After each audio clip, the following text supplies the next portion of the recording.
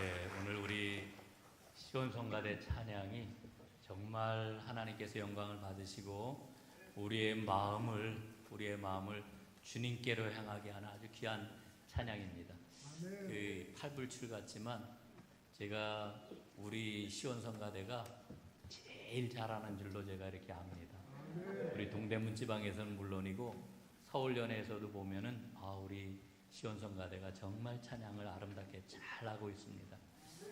나중에 한번 시간 내서 제가 조목조목 자랑하는 그런 시간을 한번 가졌으면 좋겠다, 이런 생각을 갖습니다.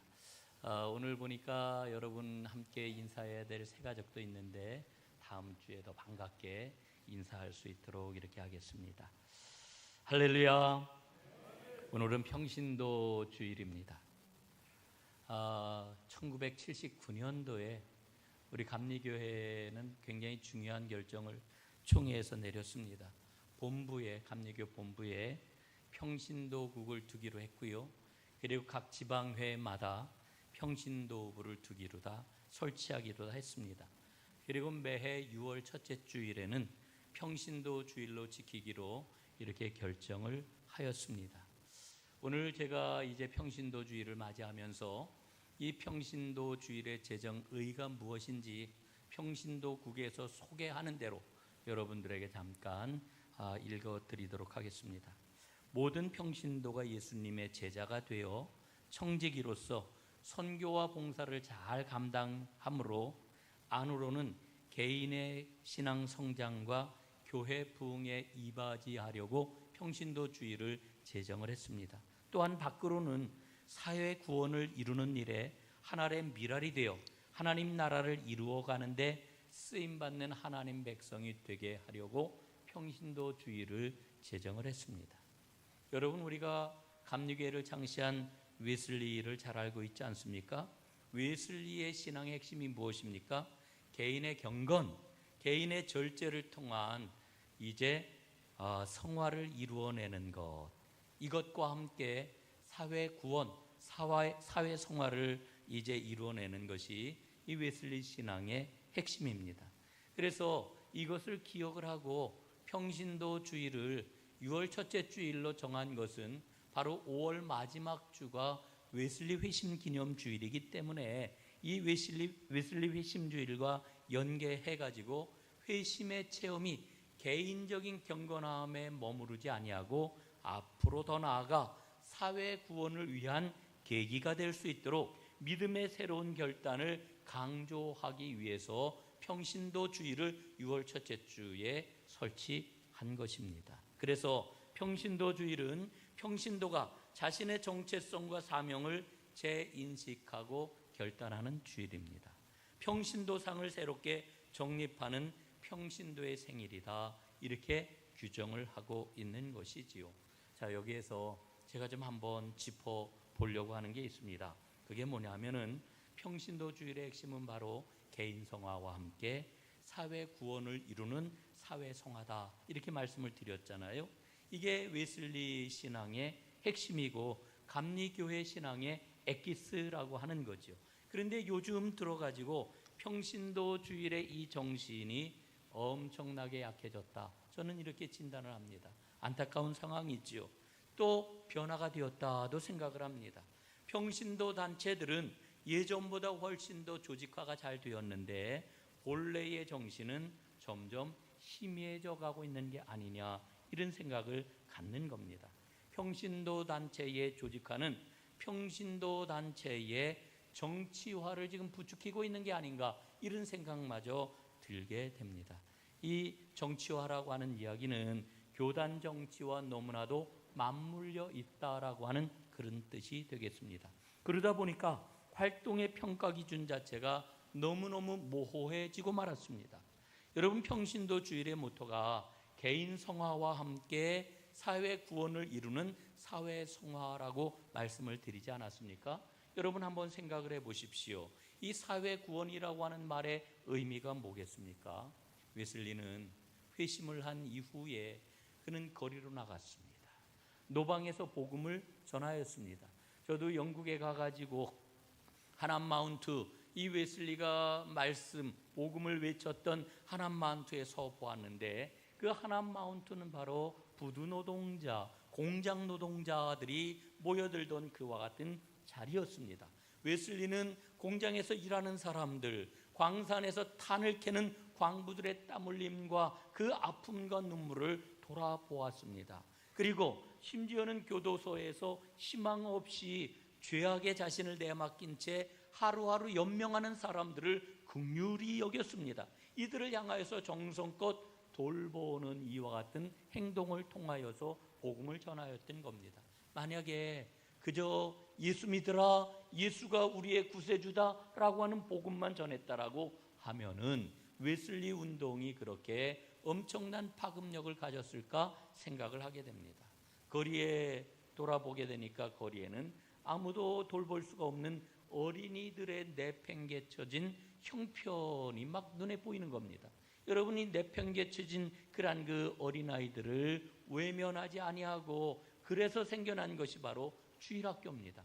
오늘날은 교회에 주일학교가 있고 교회학교 교육을 하는 것이 너무나 당연하게 여겨졌지만, 여러분 그 일은 바로 웨슬리의 그러한 그 주일학교 운동에서 시작되었다라고 하는 것을 잊지 말아야 됩니다.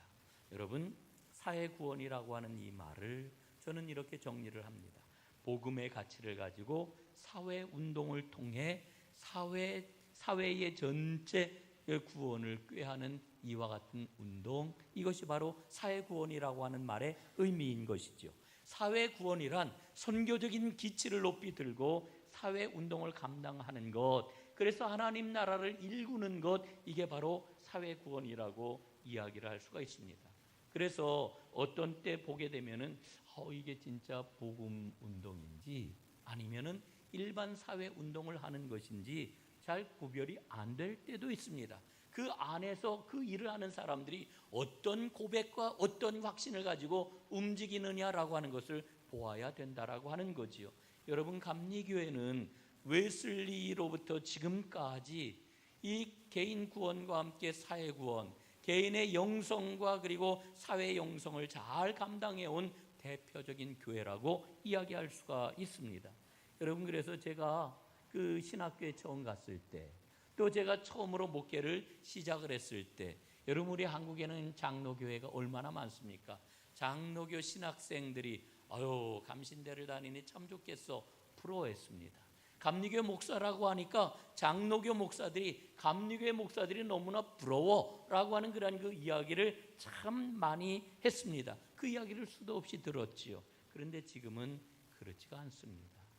우리 감리교회에 정말 잘 간직하고 그리고 더욱더 발전시켜 나가야 되는 이제 개인 구원과 사회 구원이라고 하는 이 두 축 가운데서 하나를 놓쳐버리는 이와 같은 안타까운 상황에 우리 감리교회가 처해 있다, 저는 생각을 합니다.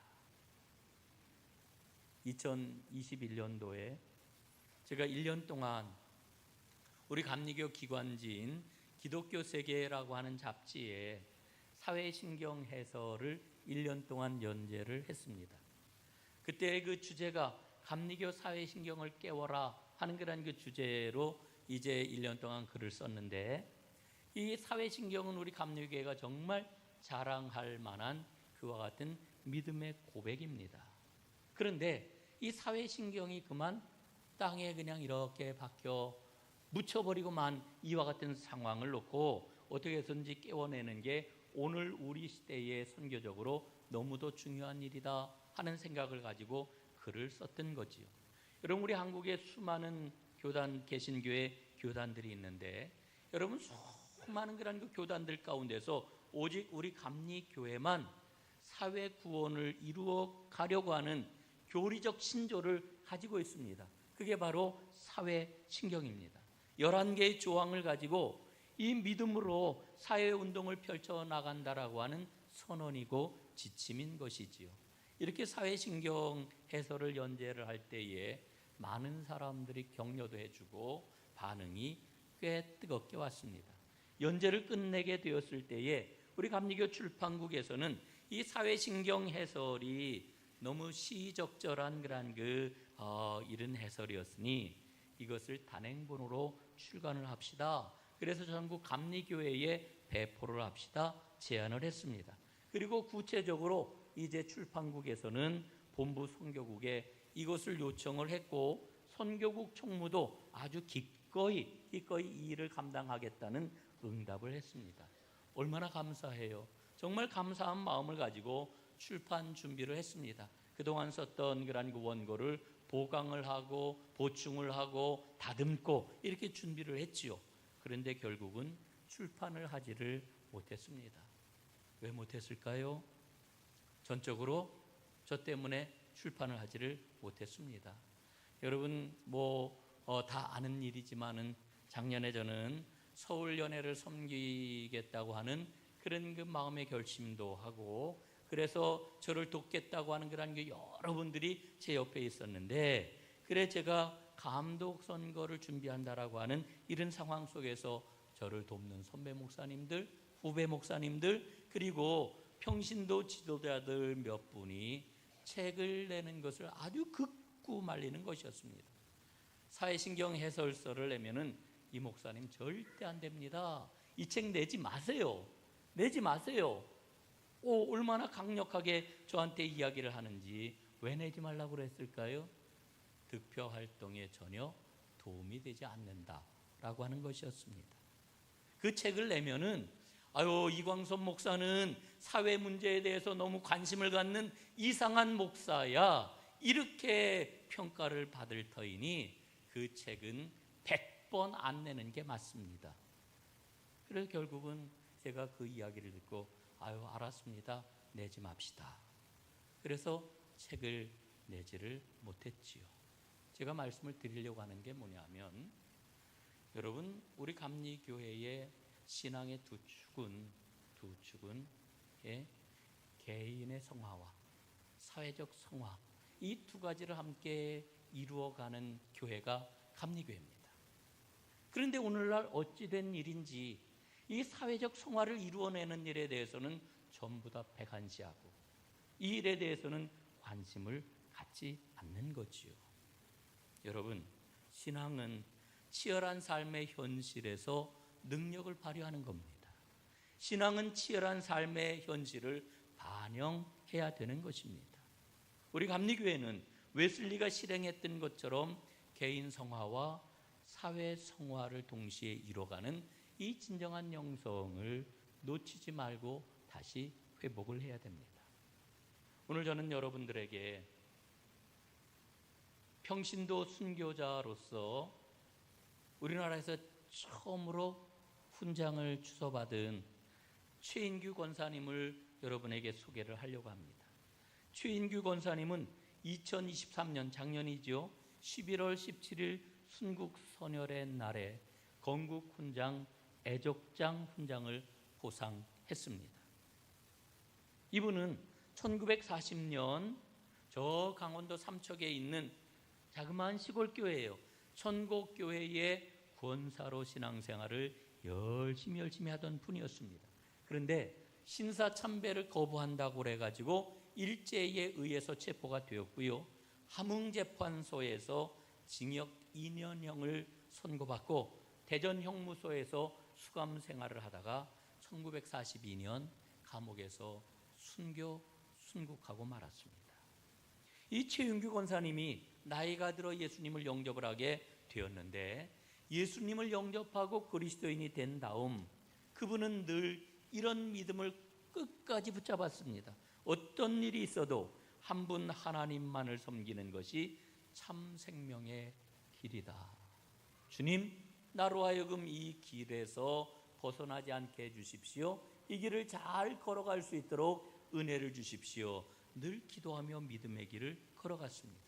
그런데 그분이 한창 신앙생활에 열심을 낼 때가 언제냐? 우리 사회는 일제강점기였다라고 하는 것입니다. 일제강점기 마렵에 신앙생활을 했다라고 하는 말은 일제의 엄청난 핍박을 받으며 신앙생활을 했다라고 하는 것을 의미하는 것이지요. 그러나 여러분, 우리가 일반적으로 이렇게 이야기할 수가 없어요. 어떤 사람에게는 핍박의 시기였지만 어떤 사람에게는 핍박이 전혀 가해지지 않는 그냥 평범한 시기였습니다. 그런데 어떤 사람이냐? 거의 대부분의 그리스도인들이 그랬습니다. 소수의 그리스도인들에게는 핍박받는 시기였지만 대부분의 그리스도인들에게는 그냥 아무 일도 없는 그런 시기였던 거지요. 왜 그렇습니까? 일제가 식민지 조선에서 모든 조선인들에게 황국 신민화 정책을 밀어붙이지 않았습니까?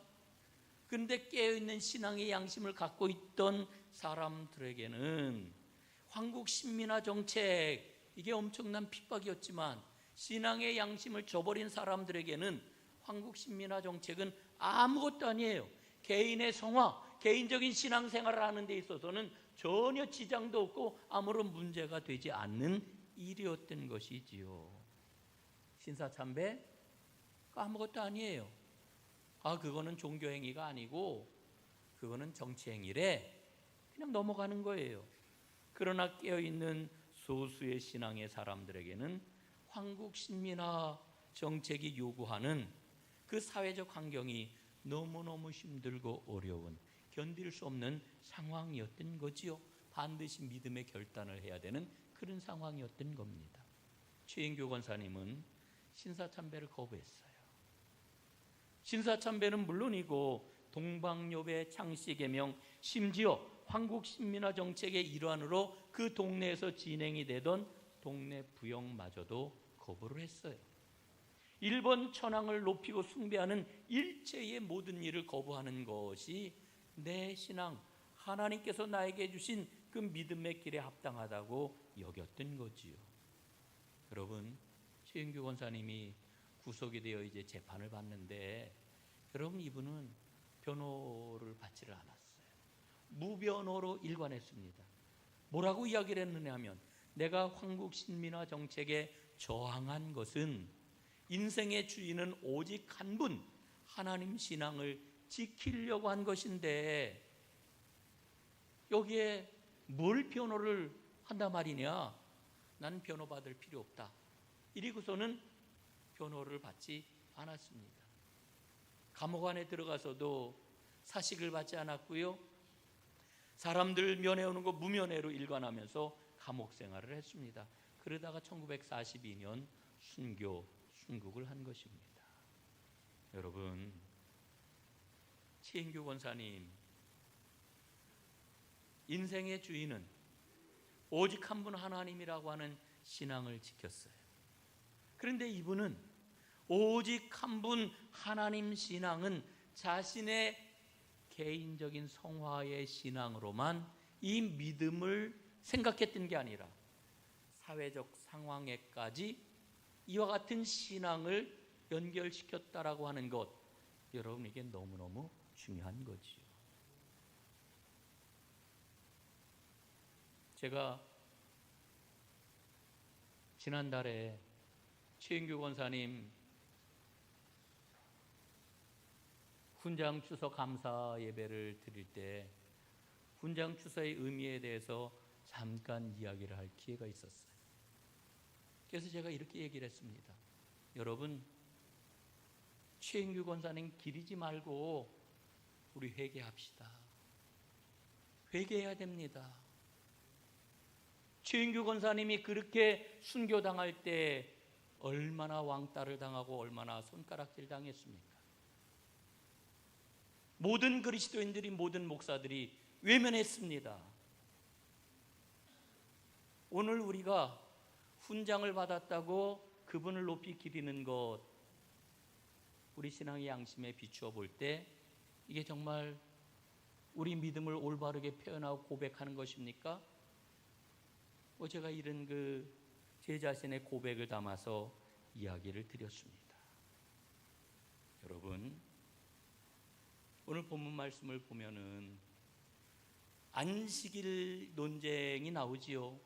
이 안식일 논쟁을 통해 가지고 정말 오직 한 분 하나님 신앙을 지키는 게 뭐냐라고 하는 것을 우리는 다시 한번 생각을 하게 됩니다. 마가복음은 하나님의 아들 예수 그리스도의 복음의 시작이라고 하는 말씀으로 복음서가 시작이 됩니다. 여러분, 예수님은 하나님의 아들이시고 예수님은 그리스도이십니다. 이 믿음을 받아들인 사람이 구원받은 그리스도인이 있지요. 구원받은 그리스도인은 틀림없이 인생의 주인은 오직 한 분이라고 고백을 합니다. 하나님의 전권을 받아들이고 매일매일 하나님과 동행하는 삶을 살아가는 거지요. 이 말의 의미가 뭡니까? 하나님이 진정으로 원하시는 게 무엇인지 깨닫고 순종하는 삶을 사는 것. 이게 바로 인생의 주인은 오직 한 분 하나님이시라고 하는 믿음의 구체적 내용 아니겠습니까? 여러분, 오늘 본문에 나오는 율법학자 바리새인들은 누구보다도 안식일을 정확하게 알고 있다 자부를 했어요. 그러나 예수님께서는 그들을 향해 뭐라고 말씀을 하십니까? 너희는 안식일을 제대로 알고 있지 못하구나 질책을 하셨어요. 왜냐하면은 율법 전문가라고 자처하는 그들이 알고 있는 안식일은 죽은 안식일이에요. 예수님이 말씀하시는 안식일은 살아있는 안식일, 참된 안식일이에요. 안식일 논쟁이 어떻게 발단이 되었습니까? 제자들이 안식일에 밀밭 사이로 지나갑니다. 배가 고팠습니다. 그래서 그들은 밀 이삭을 잘랐습니다. 이걸 보고 바리새인들이 예수님을 막 공격을 하지요. 보시오, 당신의 제자들은 어찌하여 안식일에 하지 못할 일을 하는 겁니까? 왜 안식일을 범한 겁니까? 이러면서 공격을 했어요. 그런데 예수님은 거기에 대해서 즉각적으로 답을 주시지 않고요, 뜬금없어 보이는 다윗 이야기를 들려주셔요. 뭐라고 얘기하십니까? 다윗이 도망자가 되었을 때 굶주림에 지쳐 쓰러질 지경이 되었는데 다윗이 율법 규정을 어기고 성소의 제단에 있는 빵을 자신은 물론이고 자기 부하들과 나누어 먹었다. 그러나 이게 문제가 되지 않았다라고 하는 그런 말씀을 예수님이 들려주시는 거지요. 여러분, 성소에 빵이 있었다는 건 뭐예요? 그 빵은 누가 먹는 빵이에요? 제사장만 먹는 빵이에요. 거룩한 빵이에요. 거룩한 빵을 평범한 속세의 사람 다윗과 그의 부하들이 먹었단 말이에요. 그런데 하나님이 그 문제를 전혀 문제 삼지를 않으셨어요. 여러분, 왜 그랬을까요? 성소를 거룩하게 하신 하나님의 사랑이 다윗을 살렸기 때문이에요. 여러분, 거룩이라고 하는 이 가치는, 이 믿음의 덕목은 너무너무 중요해요. 그러나 그 거룩함을 거룩하게 하는 것은 바로 하나님의 사랑이라고 하는 거지요. 여러분, 예수님께서 다윗을 언급한 그런 그 이유가 어디에 있어요? 예?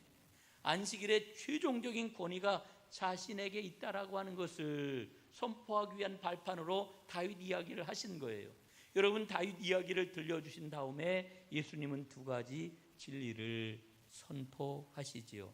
첫째, 안식일은 사람을 위해서 있다. 사람이 안식일을 위해서 있는 게 아니라 안식일이 사람을 위해서 있다는 거예요. 예, 이 말의 의미가 뭐겠습니까? 안식일 규정 속에 하나님의 사랑이 전적으로 담겨 있다. 여러분, 예수님께서는 온 율법과 선지자의 강령을 뭐라고 정리를 하셔요? 하나님 사랑, 이웃 사랑 정리를 해주시잖아요. 모든 율법 속에는, 안식일 규정 속에는 뭐가 담겨 있어요? 하나님의 다함이 없는 그와 같은 사랑이 담겨 있다라고 하는 것을 말씀하시는 거예요. 안식일이 사람을 위해 있다라고 하는 이 말씀의 의미인 것입니다. 두 번째, 안식일의 주인은 예수님이시다. 예수님은 모든 것을 최종적으로 결정할 임무와 전권을 가지신 분이라고 일러주고 있는 거지요. 여러분, 그렇기 때문에 안식일을 철저히 지키는 게 뭘까요? 안식일을 철저히 지키는 것은 하나님의 사랑을 누리는 거예요. 그 사랑 안에서 살아가는 거예요. 오늘 예배하는 여러분, 하나님의 사랑을 누리시고 그 사랑 안에서 살아가시기를 주님의 이름으로 축복합니다. 그래야 참으로 살아있는 안식일을 누릴 수가 있는 거죠. 그러나 바리새인들은 잘못된 전통과 해석에 매여가지고 죽은 안식일을 지켜왔어요. 그들의 눈에는요 안식일 규정밖에 없어요. 눈에 보이는 거는. 예? 그걸 어디에서 볼 수가 있느냐? 3장으로 넘어가면 회당에 누가 있었다고 그래요? 손 마른 사람이 있었어요. 그런데 이 바리새인들은 손 마른 사람의 괴로움, 그 아픔, 그 눈물 전혀 관심이 없어요. 전혀 관심이 없어. 예? 그 아픔에 대해서 전혀 공감하지를 않아요. 오로지 뭐에만 관심이 있어요? 오늘 안식일이야. 안식일은 이렇게 지키는 거야. 1, 2, 3, 4, 5 여기에밖에 관심이 없는 거예요. 예수님은 일부러 손 마른 자를 회당 한가운데 세우셔요. 그리고 이렇게 물으시죠. 3장 4절 말씀입니다. 안식일에 선을 행하는 것과 악을 행하는 것, 생명을 구하는 것과 죽이는 것, 어느 것이 옳으냐? 여러분, 그런데 회당에 있던 사람들 예수님이 이렇게 물으실 때 대답을 해요, 안 해요? 아무도 대답하지를 않아요. 묵묵부답, 꿀먹은 벙어리. 이와 같은 모습을 보시고 예수님 탄식하시죠. 너희들 마음이 완악하구나. 분노하시죠. 왜? 하나님이 요구하는 그 사랑보다는 자신들이 지금까지 지켜왔던 전통, 그 해석, 그걸 더 크게 여기고 있는 그들의 완악함을 보셨던 겁니다. 사랑하는 여러분, 그 옛날 회당에서 보여줬던 이 바리새인들의 모습은 하나님 나라를 가로막고 있는 가장 큰 죄악입니다. 신앙생활 우리가 오래 해왔다고 하면서 혹시 우리는 그와 같은 오류에 빠져 있는 것은 아닌지 돌아봐야 되는 거죠. 오늘 말씀을 정리해 보겠습니다. 인생의 주인은 오직 한 분이라고 하는 이 말은 예수님이 보여주신 전권을 우리 삶에 적용을 하는 겁니다. 여러분, 마가복음 오늘 우리가 2장 23절부터 3장 6절까지 읽고 있는데 그 앞에 나와 있는 말씀을 보게 되면은요, 예수님이 갖고 계신 전권이 무엇인지를 분명하게 일러주고 계십니다. 행하셨던 일을 한번 보세요. 예수님은 전권을 가지고 제자들을 부르셨습니다. 또 예수님은 전권을 가지고 귀신들을 쫓아내시고 질병들을 고쳐 주셨습니다. 예수님은 전권을 가지고 율법을 지배하고 뛰어넘는 모습을 오늘 보여주고 계시잖아요. 또한 예수님은 중풍병자에게 전권을 가지고 내 죄사함을 받았느니라 죄를 사해 주시는 모습을 보여주고 있잖아요. 여러분, 이와 같은 모습을 통해 우리는 무엇을 깨닫습니까? 예수님은 사람에 대해서, 율법에 대해서, 질병과 죄에 대해서, 자연에 대해서 전권을 갖고 계시는구나, 이걸 깨닫는 거지요. 사랑하는 여러분, 전권을 가지고 계신 주님 앞에 오늘 우리가 서 있는 줄로 믿습니다. 그렇다면 내 삶 가운데서 주님의 전권은 과연 어떻게 적용이 되고 있나요? 예? 우리는 예수님이 내 인생의 주인이시라고 하는 것을 진정으로 받아들이고 있나요? 여기에 대해서 우리는 성실하게 응답해야 돼요.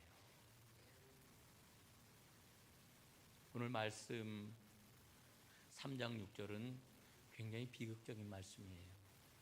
이 말씀이 의미하는 바가 무엇입니까? 바리새인과 헤롯 땅 사람들, 둘이 원수지간이라 암만 사람들이에요. 근데 이들이 머리를 맞대고 있어요. 왜?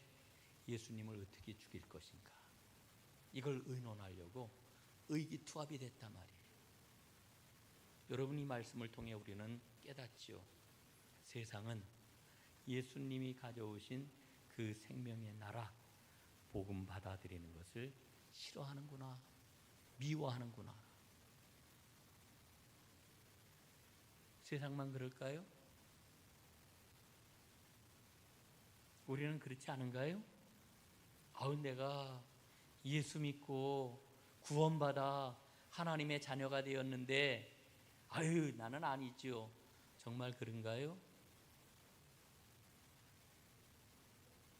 내 인생의 주인이신 오직 한 분 하나님, 그 하나님 앞에 우리는 오늘 어떤 모습을 하고 있나요? 여전히 내 생각을 버리지 못하고 내 계획을 고집하고 내가 가지고 있는 판단을 가지고 내 인생 내가 살아간다고 우리 이렇게 이야기하고 있지는 않은가요? 그러다가 하나님 도와주세요, 나에게 능력 좀 주세요, 이 문제를 풀어주세요, 이게 우리 믿음의 전부라고 혹시 생각하고 있는 것은 아닌가요? 여러분, 오늘 우리 뒤로 미뤄서는 안 됩니다. 주님 앞에서 진정 주님이 내 인생의 주인이신지 아닌지 우리 갈림길에 지금 서 있는 거예요. 복음을 받아들이고 하나님의 자녀로 살아갈 것인지 아닌지 결정을 해야 되는 자리에 오늘 우리가 서 있는 거예요. 이 결정 미루지 마시고 주님 앞에 여러분의 믿음을 보이시기를 바랍니다. 그 옛날 여호수아는 이렇게 선포했지요. 이렇게 선언했습니다. 여호수아 24장 15절. 이 말씀 우리 한번 마음에 새기고 말씀을 마치겠습니다. 시작.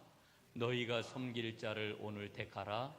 오직 나와 내 집은 여호와를 섬기겠노라. 아멘. 아멘. 기도하겠습니다. 살아계신 아버지 하나님, 오직 한 분 하나님이 내 인생의 주인이심을 고백을 합니다. 이 믿음 가지고 생명의 길을 걸어가기를 원합니다. 이 믿음으로 승리하는 삶을 살아가기를 원합니다. 이 믿음을 가진 자에게 내려주시는 하나님의 복을 온전히 드러내 세상 사람들로 하여금 희망을 갖는 아름다운 삶을 살아가기를 간절히 원합니다. 이 믿음의 길을 걸어갈 수 있도록 용기를 더하여 주시고 성령님, 저희의 발걸음을 한 걸음 한 걸음 인도해 주옵소서. 예수님 이름으로 기도드리옵나이다. 아멘.